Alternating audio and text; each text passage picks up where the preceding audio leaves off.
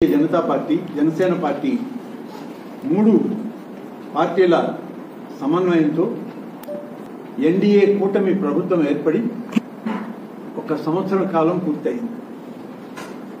పూర్తయిన సందర్భంలో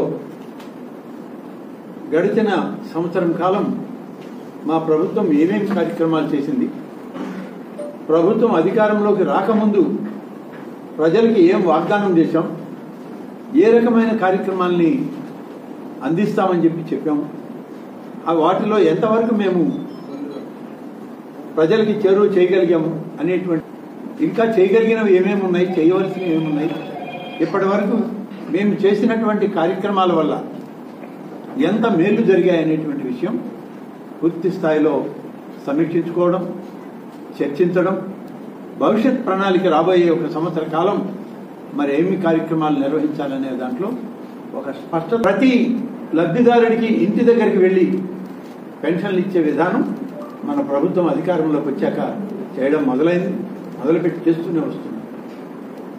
ఇక రేపటి నుంచి రాష్ట్ర ప్రభుత్వంలో ఉన్నటువంటి 3 పార్టీల యొక్క కూటమి నాయకత్వం ఆధ్వర్యంలో ప్రతి బూత్లో కూడా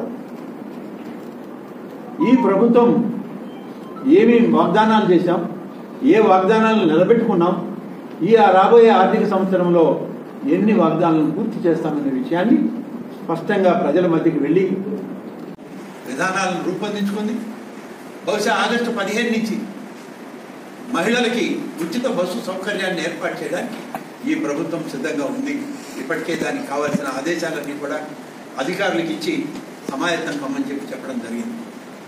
ఇక ఆడబిడ్డ నిధి, ఈ కార్యక్రమాన్ని కూడా అమలు చేయాలనేటువంటి లక్ష్యంతో ఇవన్నీ చేసిన తర్వాత ప్రభుత్వం కూడా కొంత వెసులుబాటు చూసుకొని ఆడబిడ్డ నిధిని కూడా ఇచ్చేటువంటి దానిలో ఇప్పటికే డ్వాక్రా మహిళల దగ్గర నుంచి అందరి దగ్గర కూడా డేటా తీసుకున్నాం.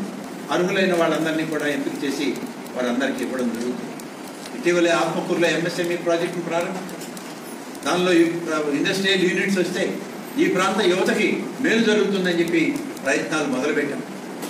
బహుశా ఈ మాసంలోనే ఇవాళ మనకి డిఫెన్స్ అడ్వైజర్గా ఉన్నటువంటి డాక్టర్ సతీష్ రెడ్డి గారు నిన్న నాతో మాట్లాడడం జరిగింది.